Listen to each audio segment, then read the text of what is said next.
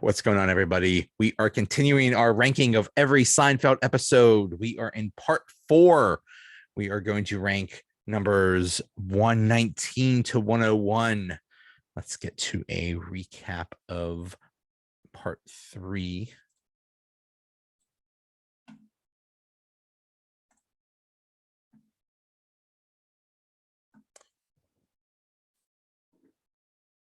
All right. 119, the secretary from season 6. This is the one where George gets a secretary who he's going for efficiency, so he will not have beautiful women. And Jerry thinks that his dry cleaner is wearing his jacket at the movies, and Elaine bought a dress, but it doesn't look good. And she thinks that the place is using thin mirrors. So George, with the secretary, he interviews a bunch of beautiful women and says he's not going to hire them. Isn't that a little not PC? How can you tell somebody I'm not going to hire you because you're too pretty? That's discrimination right there. But anyway, he hires a librarian-esque woman and he falls in love with her. And then while they're making love, while they're making love, she's even efficient in that and gives him tips on how to be more efficient in sex. But during it, he yells, "I'm giving you a raise." Then he goes to Steinbrenner, who this is the first time we see the George Steinbrenner, or this, an extended look at George Steinbrenner, and he convinces him to give her a raise, but now she makes more than him, and he doesn't like that. But the plot with Jerry and the dry cleaners was dumb. Basically, Jerry leaves his clothes, and the dry cleaner and his wife use them, and he catches them. Like, okay, big deal. We see Banya in this episode, and he buys Kramer's suit, but then Kramer doesn't have any clothes, so he's stuck in the women's dressing room of the store that Elaine was in. And there was a thing about the dry cleaning ticket and getting Uma Thurman's number, and whatever. But that was the secretary, number 119. Number 118, the revenge from season 2. This is where George marches into his boss's office and tells him off and says he quits. Then he realizes that was a really dumb idea. So he goes back and pretends like nothing happened. This actually apparently happened in real life to Larry David. He was working on Saturday Night Live and did this. But when George does it, the boss notices he's talking in the meeting, and he says, "Is that Costanza over there?" And then he tells him to get out. But then at the party, George shows up, and with Elaine distracts him, and he slips him a Mickey. I'm not thinking that drugging people is a really good plot device. And what else happens? Oh, there was a plot with Jerry and Kramer. He thought that the dry cleaner took money from him or something like that. He left money in his dry cleaning, in his laundry bag, and to get back at him, Kramer puts a bag of cement in one of the laundry machines, and it breaks the machine. There was a funny gag where Kramer has a giant bag of cement, which I think was a real bag of cement, and he puts it in there, and he's just going all over the place. There was some scene where Newman was threatening to kill himself. We don't see Newman, but it was his voice. I don't know what was going on with that. Yeah, I think I don't know. I just think drugging someone is goes a little bit too far. Number 117, The Stranded from season 3. Jerry and Elaine join George for a party, and George hooks up with someone from work and basically leaves Jerry and Elaine there, and Jerry and Elaine are stuck there because they're relying on Kramer to be their ride, but Kramer can't find the place. This was kind of interesting because the host of the party was Michael Chiklis, who was famous for being on The Shield. It's been so long, I don't even know if we remember what The Shield was, but that was a pretty big show. There was also a plot with George having a feud with a cashier who says she at the pharmacy where she shortchanged him $10, and then he goes later on, he shoplifts $10 worth of medicine, and they got caught.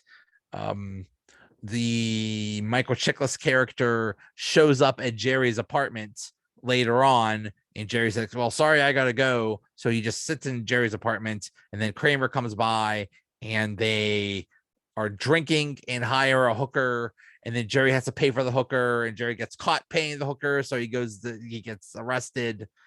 Okay. Yeah, so that was that. There is an iconic scene and quote in this when they're at the party, and that is from Elaine.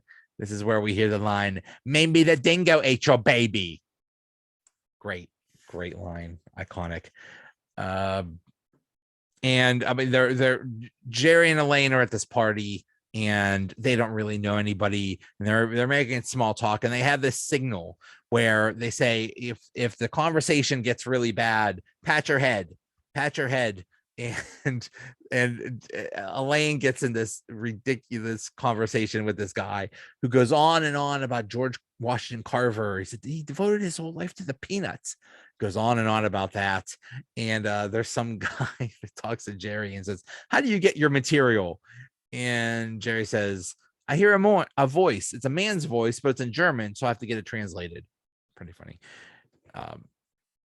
So that is 117, The Stranded. Number 116, The English Patient from season 8. Elaine is dragged to see the movie The English Patient. She hates the film. There is a plot of George's girlfriend, who's Danielle, who mistakes George for Neil, but she says that George is better looking than him. And there is a plot with Jerry visiting his parents in Florida. This is where we see Izzy Mandelbaum. Kramer asked Jerry to pick up some Cubans while he's there, but Kramer doesn't specify whether they're people or cigars.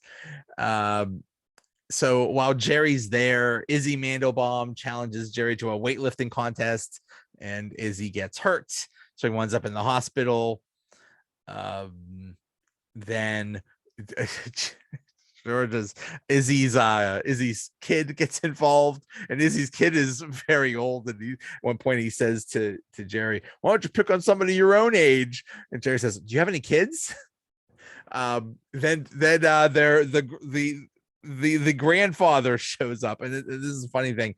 The actor that played the oldest Mandelbaum is actually younger than Izzy, who was played by Lloyd Bridges. So that was funny. But yeah, Izzy Mandelbaum was great. So, you think you're better than me? It's go time. Great shirt. There was a gag with the number one dad shirt that Jerry got for his dad, and Jerry's dad said, this is the most thoughtful gift that you've ever bought me. And Jerry said, I got you a Cadillac. Elaine really wanted to see Sack Lunch, and I think we all do this. Do we? There are goofy movies out there, and then there's those pretentious, artsy fartsy movies like The English Patient. I never saw The English Patient, and I have no interest in seeing The English Patient. I would rather see something like Sack Lunch, something that's goofy or funny or something like that.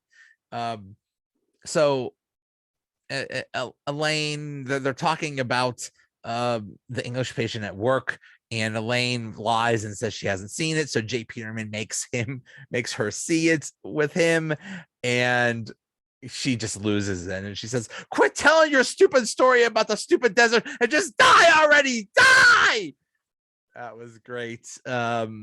the whole thing with Kramer and they're actually not Cubans or Dominicans, but they're Dominican people, and that's I don't know. Human trafficking is a little that's another thing that goes a little too far.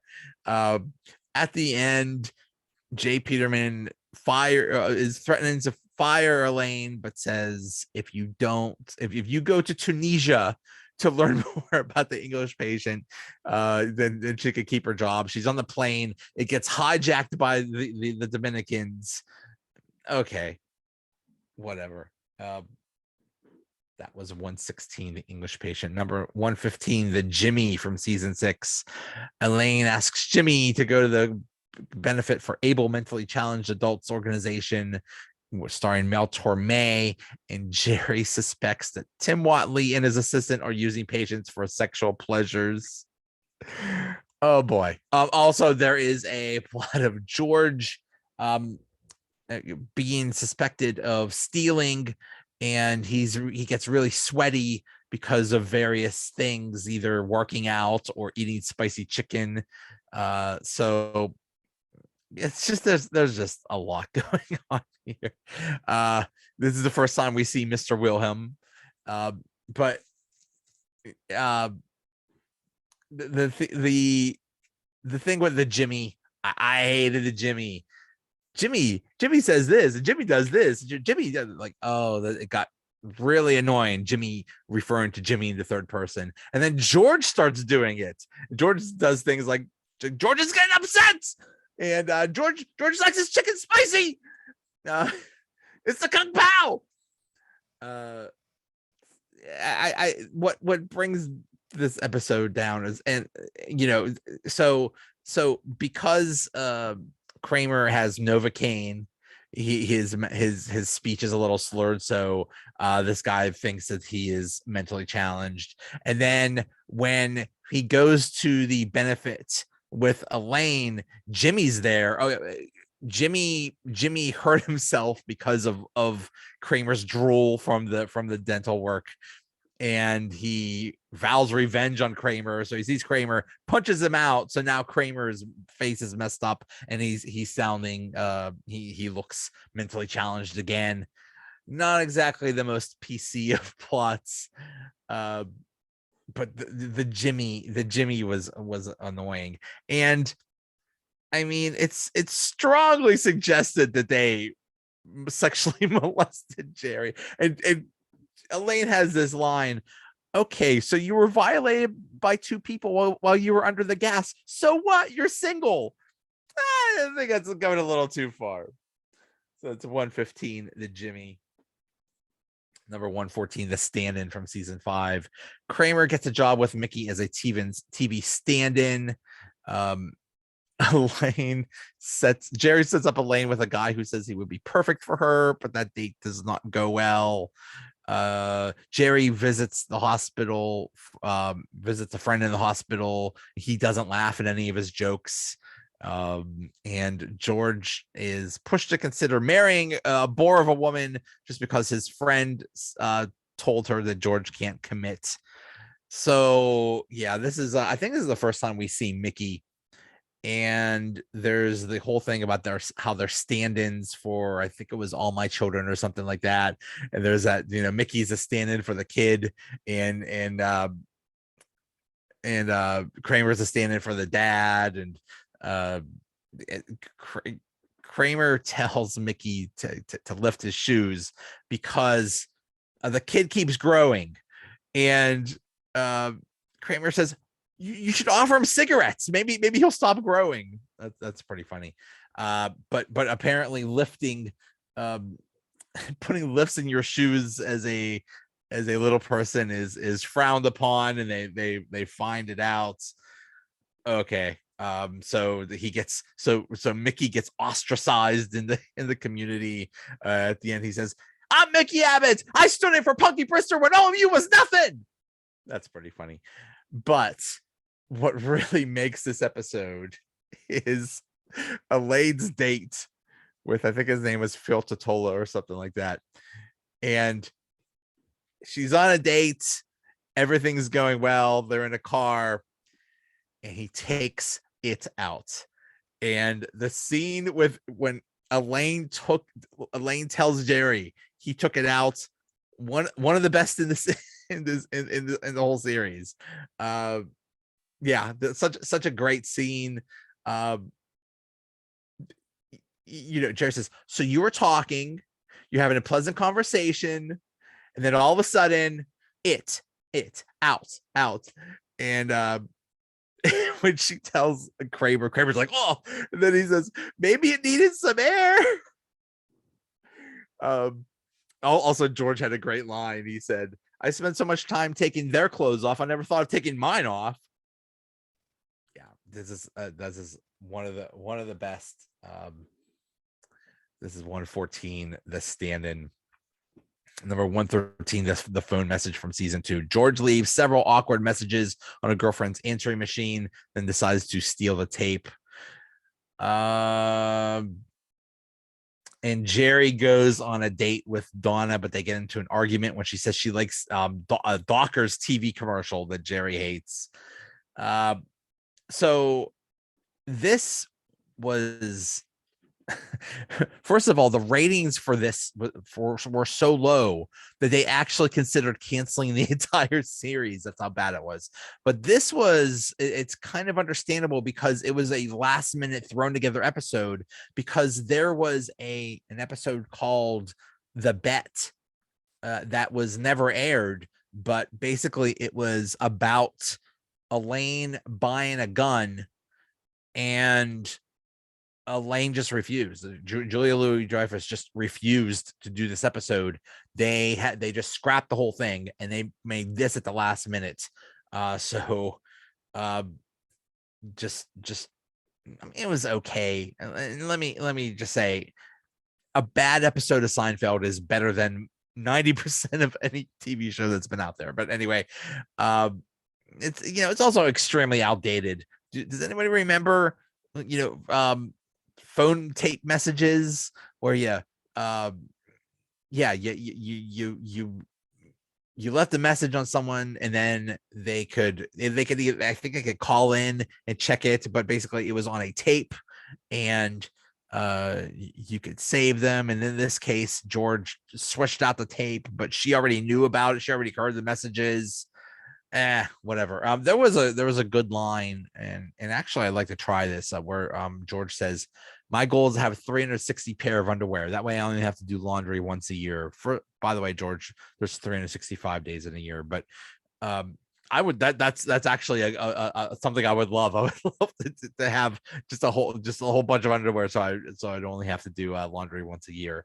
And there was a funny thing where that started all this, where George was in the car with this woman, and things are going well. She says, do you want to come upstairs for coffee?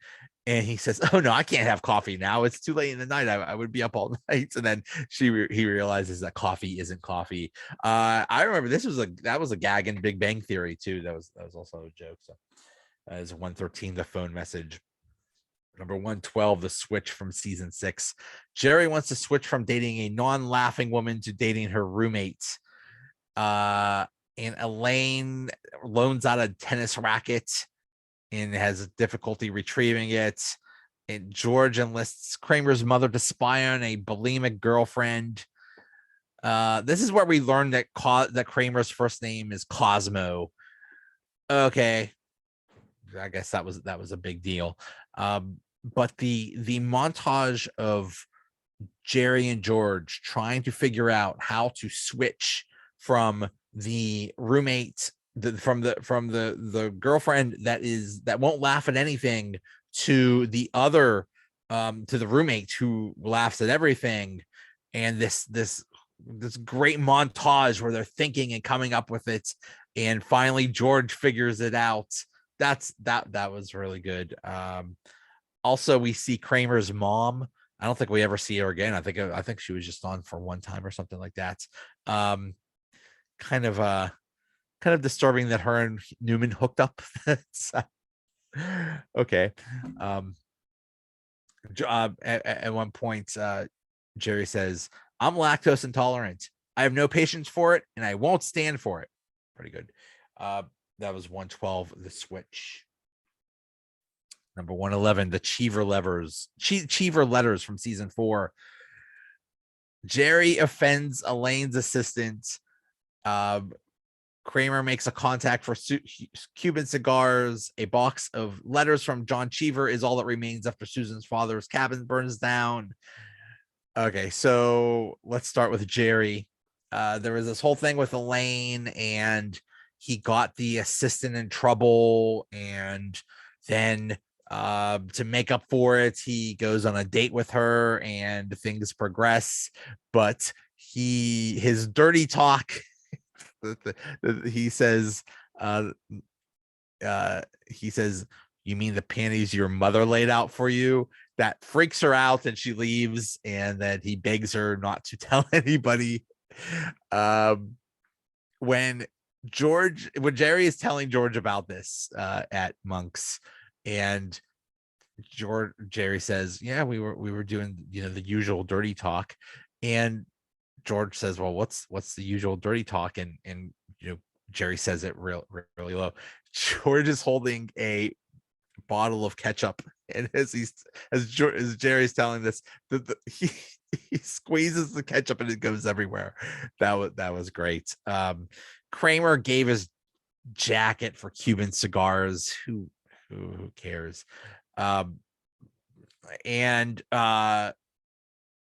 this is the first time we see Susan's parents, and we see that basically Susan's dad is really stuffy, and Susan's mom is just a big drunk. There was a line when they're meeting the parents, and she's just basically trolling her husband, and I think he says something like, "Why don't you put on more lipstick?" or something like that. But what is revealed is, so they have to tell Susan's father that the cabin burned down, and then it's revealed that it's like the only thing was a box of letters in this metal box from John Cheever, who I think is actually a real author, and it actually is, because it actually was revealed that he was bisexual or something like that. But anyway, in this case, they read the letters, and it's basically reveals that this guy John Cheever had an affair with Susan's father, and then they all find out, and he said something like, "Yes, and it was wonderful, and he satisfied me in a way no one, you can't," or something like that. So that was great. But the payoff of the whole thing with Jerry and Elaine is at the very end. Elaine is leaving Jerry's apartment, and Jerry thinks that the whole dirty talk thing was safe, but Elaine leaves and says, "Yeah, maybe I'll go visit my mother. She just bought me some new panties, and they're all laid out for me." Great line, and the audience goes wild at this line. So this is one of those episodes that just had a perfect ending. So that was 111, the CHEEVER letters. Number 110, the butter shave from season 9. Kramer discovers that using butter as a sunscreen will fry him. George gets a job with a company that makes playground equipment, and he convinces his boss that he's handicapped. Jerry is doing well at comedy clubs, but Banya follows him and does even better. And Elaine is on her way from Scandinavia with Putty, and they keep breaking up and getting back together. It was just a lot going on. For some reason, I think this is the season 9 premiere. They start the episode. They're talking about like where Holland is in the Netherlands and the Dutch and stuff, and they're both wearing mustaches. And they said, "Well, this is supposed to be a vacation from ourselves." I don't know. It was stupid. There was a good line. I think Kramer said, "A month in Europe with Elaine. That guy's coming home in a body bag." But one of the best parts was when George gets the job this playground equipment place, and he's using a cane, so they assume he's handicapped. And there's this great montage. My baby takes the morning train. It's I I want to be in a montage sometime. Why can't I be in a montage? I want these are two things that I want. I want to be in a montage, and I want someone to accompany me with a boombox to give appropriate music to be the soundtrack of my life. Why? These are the things that I want. Why can't this happen? There's the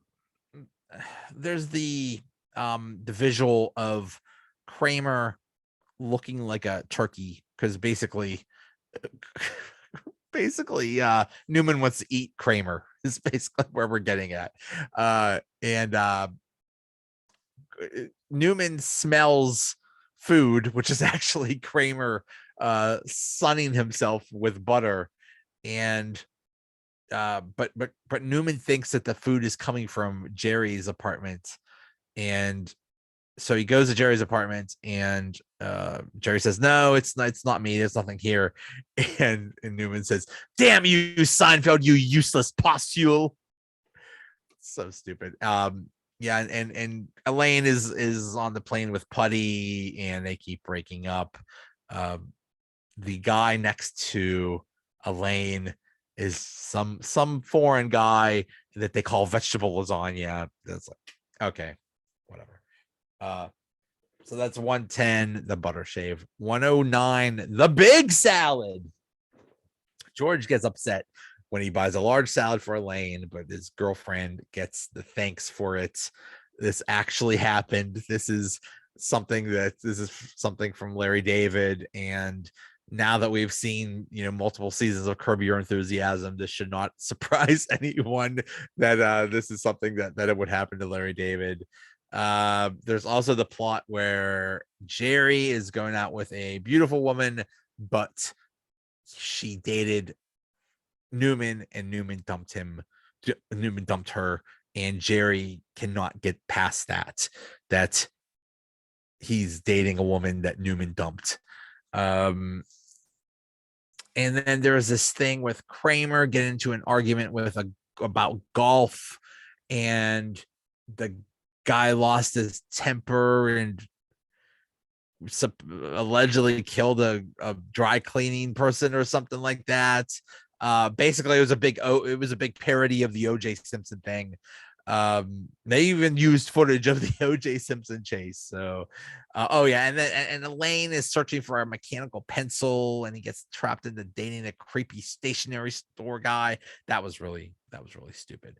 But the big thing from this is the big salad. You had to order the big salad. Okay, whatever.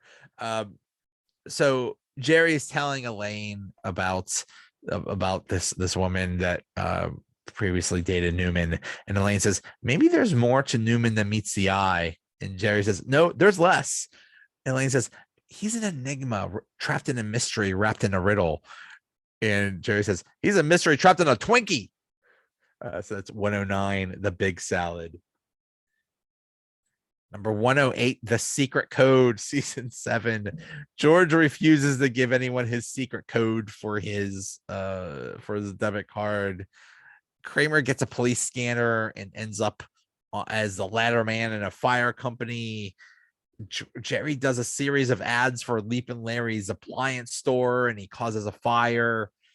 But Elaine goes to dinner with and she brings along Jerry and George, but she leaves them, and Jerry is able to get out of it too, but it's basically J. Peterman and George, and they go to J. Peterman's dying mother, and George tells the secret code to Peterman's mother, and she just keeps screaming it, and then she dies. Okay, and Peterman cannot figure out why she's yelling Bosco. Also, Elaine's this guy Fred she doesn't remember me. He doesn't remember meeting her before. That was really stupid. But when Kramer tries to figure out George's code, he says, "What kind of man are you? You're weak, spineless, a man of temptations. But what tempts you? You're a porky fellow, long in the waistband. Yours is a sweet tooth. You may stray, but you always return to your dark master, the cocoa bean." That was good. Oh, there's also a whole thing about George won't give the code to Susan and whatever. Is Bosco a real thing? I'm not even sure. Is that actually a real chocolate syrup or whatever? But at the end of the episode, Peterman puts in the catalog, he says, "The rogue's wallet. That's where he kept his card, his dirty little secret. Short, devious, balding. His name was Costanza, and he killed my mother." Good stuff. By the way, I just learned today that J. Peterman actually was a catalog. I didn't know that was a real thing. Number 107, The Chaperone from season 6. Jerry connects with a Miss America pageant contestant, Miss Rhode Island, at a Yankees game, asks her on a date, but they have to have a chaperone. And Kramer volunteers to be the chaperone. Elaine is hired by Mr. Pitt as his personal assistant, and she has to go buy socks. And George is surprised to learn that the Yankees uniforms are made of polyester and switches them to cotton, and that has repercussions. There's a great line when Elaine is interviewing for a job, and the lady goes on about grace, about who has grace and who doesn't have grace, whatever. And Elaine says, all right, look, I don't have grace. I don't want grace. I don't even say grace. Okay. Great line. But Mr. Pitt, I guess Jacqueline Kenny Onassis just died, and she put on the glasses and the scarf on her face, and it looked like her. And okay. What was really interesting about this was this aired in September 22nd, 1994. This was the season 6 premiere, and Seinfeld aired on Thursdays. But what also debuted, there were two notable shows that debuted that night: Friends and ER. And that basically took Seinfeld from a successful show to a mega hit, because Friends was automatically a mega hit. ER became a huge hit, and basically became, the Thursday night block of must-see TV. It just exploded. Like each show was awesome. And this is the first time. This is a great line that I use all the time now.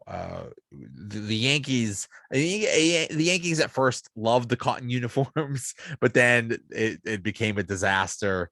And Jerry is hearing about how terrible the Yankees are doing, and he just laying back and says, "That's a shame." I use that all the time. So that's 107, The Chaperone. Number 106, The Showerhead from season 7. Peterman wants Elaine to go to Africa, but she tests positive for opium because she eats a lot of poppy seed muffins, so she can't.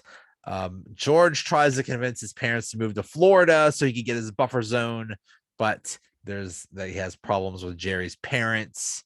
But it's called the Showerhead because the building installed low flow shower heads, and Kramer knew and buy black market shower heads. So Jerry appears on the Tonight Show with Jay Leno, and he's joking about Uncle Leo, and Uncle Leo gets mad.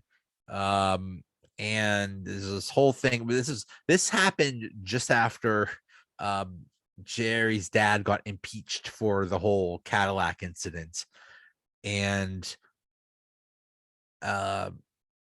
and so they move. They might permanently move to New York to and poor Jerry doesn't have that buffer zone anymore, so he always has to deal with his parents.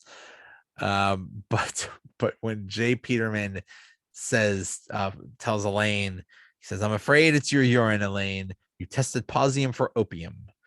That's right, Elaine. White Lotus, Yam Yam, Shanghai Sally. I love Jay Peterman. And then Kramer comes in to where Elaine works and says, talking about the shower heads. He's like, "I need the good stuff." And Peterman thinks he's talking about drugs because of the Elaine, the drug test thing, and he just manhandles Kramer. He just throws him around. That was a great scene. But we find out that Seinfeld's parents hate George's parents. Let me just say that I loved and hated both sets of parents, because if you combined Jerry's parents with my parents, that was basically my mom and dad. They were basically all the traits of Jerry's parents and all the traits of George's parents into one. That is my parents. So anytime I see a story about either their parents, it just it touches me. It strikes a nerve. Let me put it that way. There's a good line. They're all visiting Jerry as he's about to go on the Tonight Show, and George's mom says, "Oh, Jerry, I don't know how you could do this. I'm so nervous for you." And Jerry says, "Actually, I'm drunk." Pretty good line. There is so George is trying to get his parents to move to Florida, and he's talking about Del Boca Vista, and but when George's parents say that to Jerry's parents, they're like, "Oh no, there's nothing available. You can't get anything there." And George's dad says, "Are you telling me there's no condos left in Del Boca Vista?" This is one of those great outtakes where he just could not say Del Boca Vista. He keeps messing it up. But there's also a line where George's dad leaves a message for the Seinfelds. He says, "This is Frank Costanza. You think you could keep us out of Florida? We're moving in lock, stock, and barrel. We're going to be in the pool. We're going to be in the clubhouse. We're going to be all over that shuffleboard courts. And I dare you to keep me out." There is also a line which is a callback to you're killing Independent George. Jerry says, "You're killing Independent Jerry." Independent George is one of the best lines of the whole series. So that's 106, the showerhead. Number 105, the scofflaw from season 6. When George learns that their friend Gary never had cancer as he claimed, he promises to keep it a secret from Jerry. Of course, George keeps that secret for only about 2 seconds. Elaine gets all upset because her ex-boyfriend Kramer said hi to his ex. Kramer told Jake Jarmel that she says hi, and she got all mad about that. And then Kramer has a run-in with a local beat cop who says his white whale was this guy that amassed a bunch of parking tickets. It turns out it's Newman. Okay, I mean there's just a lot not working here. Didn't really care about Jake Jarmel's glasses frames. But so yeah, Gary is played by John Lovitz, and he says I've been living a lie. And George says, just one? I'm living like 20. There's also a funny scene where Jerry says to Kramer, "Do you know what a whip does?" And a whip, like in the Senate, in the House, and Kramer says, "Well, in the old days when the senators didn't vote the way the party leaders wanted them to, they whipped them." he's holding a whip and says, "You better vote the way we want you to, or there's gonna be trouble." Good history lesson there. but I mean, the whole thing with Newman and the tickets, and for some reason Kramer has an eye patch, which is never explained. I think at one point Kramer says, "I want to be a pirate," which is a callback to the pirate shirt, the puffy shirt thing. Okay, whatever. There's just a lot going on. But there is a great line at the end. George gets a toupee, and he walks in the monks, and he talks to this beautiful woman. And he leans over. He says, "How's your life? All right, good stuff. Smooth." So that's 105. The scofflaw. Number 104. The wink from season 7. Jerry squirts grapefruit into George's eye at breakfast, and for the rest of the day, George is misinterpreted because everyone thinks he is winking at them. Um, so uh, this causes Kramer to sell Steinbrenner's birthday card and gets George's coworker Morgan to get fired. Elaine is dating the wake up service guy that she met on the phone. And Jerry is dating Elaine's cousin Holly, who loves to eat meat.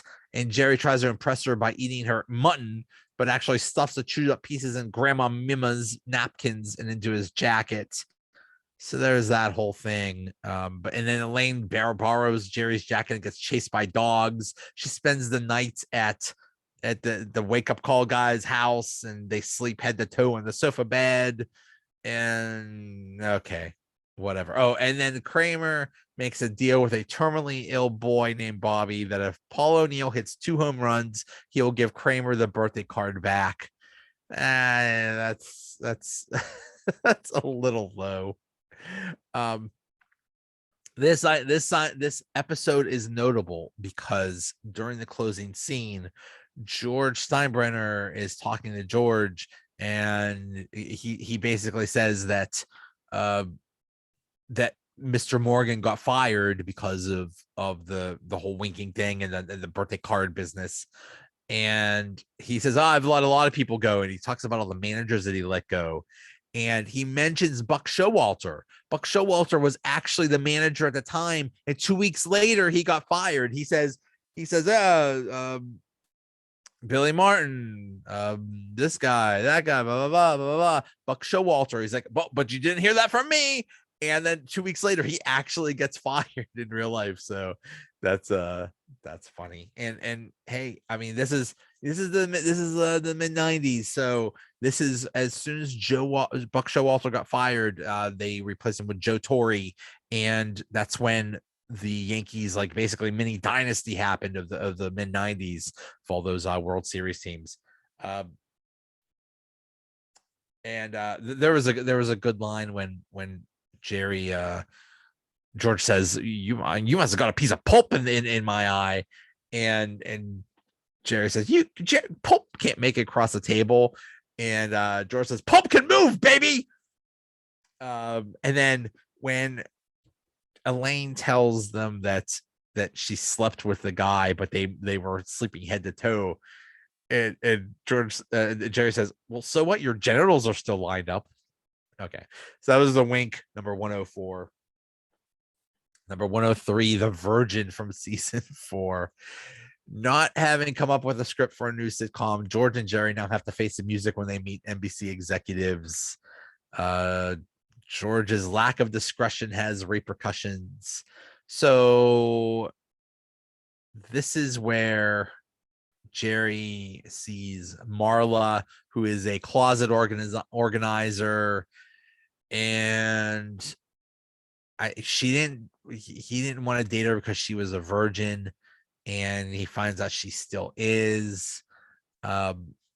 So he uses this excuse to Marla that says, this is before when they were dating. He says, I can't date you because I'm going to Berlin for the wall. And she's like, well, how was that? And she's like, oh, I ended up not going because they were CNN did such a good job of covering it. And but Marla's boyfriend was actually so inspired by that he went to Berlin, and Jerry had this good line. It's like, oh, you must have been devastating being left for a wall. But this is one of the famous scenes where Jerry just finds out that Marla is still a virgin, and Elaine comes in and she goes on and on about her diaphragm. And she says, big deal. So I carry around my diaphragm. You never know when you're going to need it. And she gets all upset and leaves. And Elaine is like, what happened? And Jerry says, she's a virgin. She just told me. And Elaine's like, I didn't know. And Jerry says, well, it's not like spotting a toupee. Um, and then Elaine says, was I being anti-virgin? I'm not anti-virgin. And she talks to Marla and says that guys are basically how terrible guys are. and sex is no big deal or something like that. And but there's the plot with George. George wants to get girls but can't because he's with Susan. So it's this dilemma he's in. If he dumps her, then they won't get the pilot deal. But if he stays with her, he can't get girls. So his solution is to fix her up with David Letterman. So he chases David Letterman, and Jerry has to give this. They could not come up with a script for over a month. They could not come up with an idea for a script. And finally, George has this idea where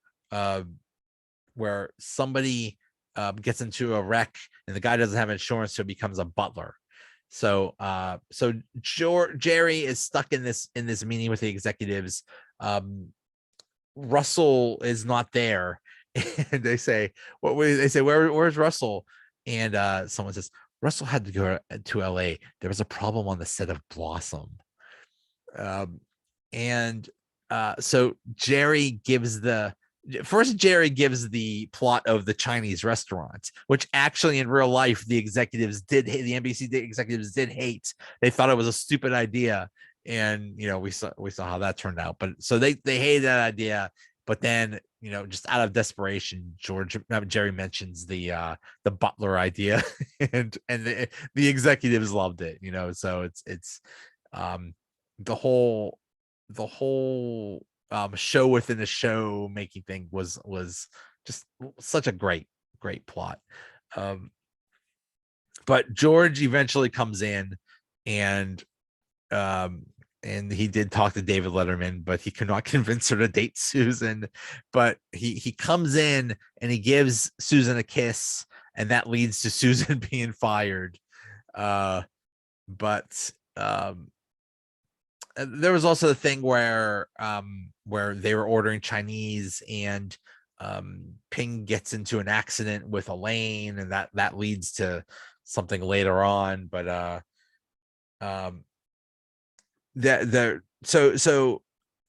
Elaine, Susan and George break up, and Jerry said, that's a shame, they had a really good thing going.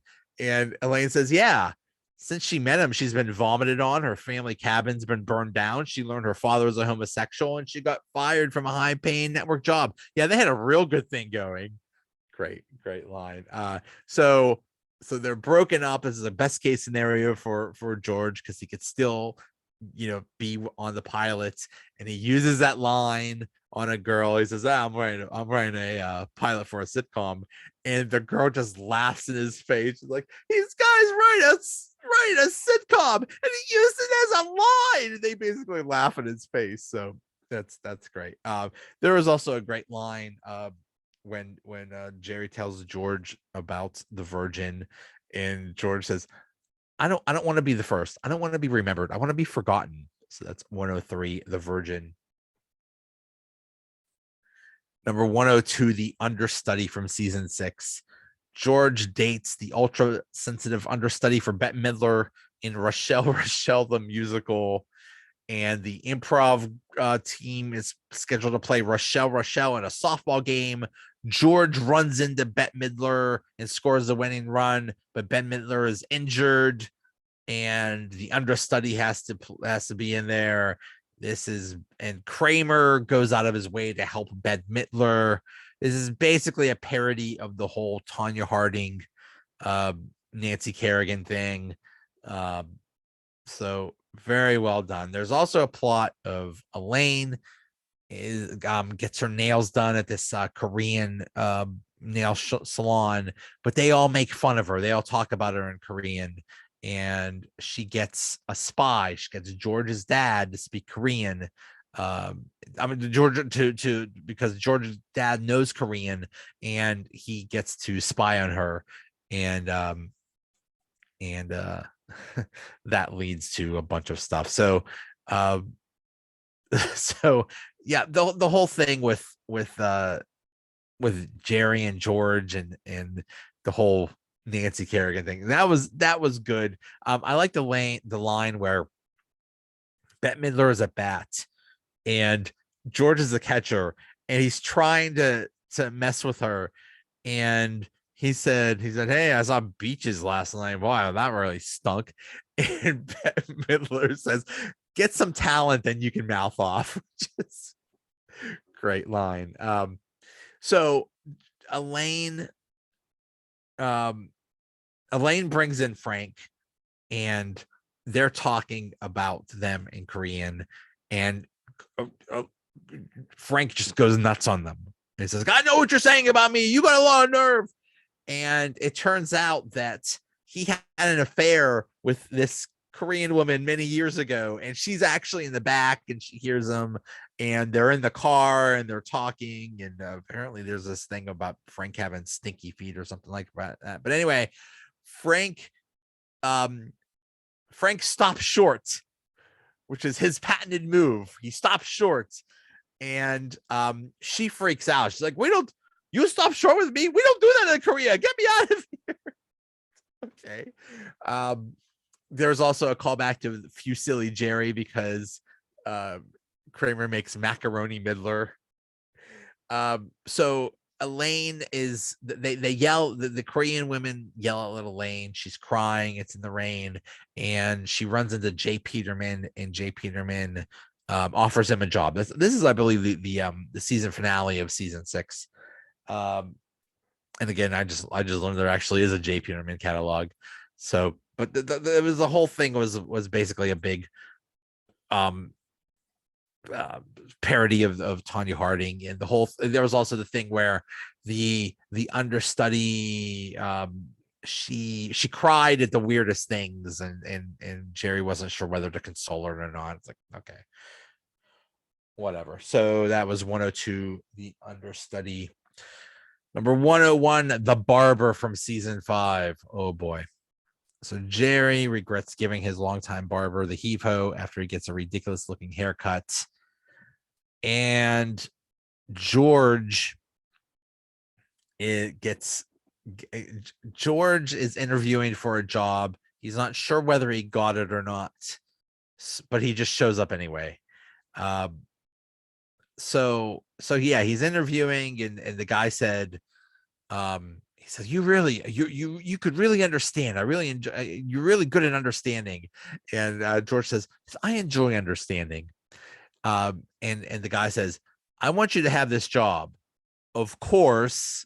And then that's it. Just leaves it at that. So George has no idea what does that mean. So he decides to just show up. He just shows up, and he gets to work on the Penske file. And I love the line, "You're not Penske material." That's one of my favorite lines of the series. But Penske comes, and he says, you are Penske material. How'd you like to work for me? But you are aware, and then that never gets finished. So there's that. But the whole thing with Jerry and the barber, there's two barbers. There's a good barber and the bad barber. The Italian accent, and they talk about the Edward Scissorhands. Let me tell you something. People don't like when they talk like this. That's really offensive to Italians, huh? I hated those barbers so much. That might be my least favorite characters of the whole series. My goodness. That's just offensive. Don't you? It's just I'm so angry. That's not how that's not how the Italians talk, huh? Don't you think it's a little bit offensive, huh? Come on, come on. Yeah, they talk about the edible scissors hands. You have a hand like a scissors. Hey. Why don't you talk about the gabagool too? Come on, the over the top Italian accent. Just, just bite me with that. I'm just, now I'm mad. So that is that. That is part 4. Again, trying to put these out once a week. I try to do about 15-20 a week. It is fun doing this, but it's also a little time consuming, so bear with me here. But there we go. So we are marching along. We're at, or now we're going into the top 100. So stay tuned for that. Thanks for listening. Bye.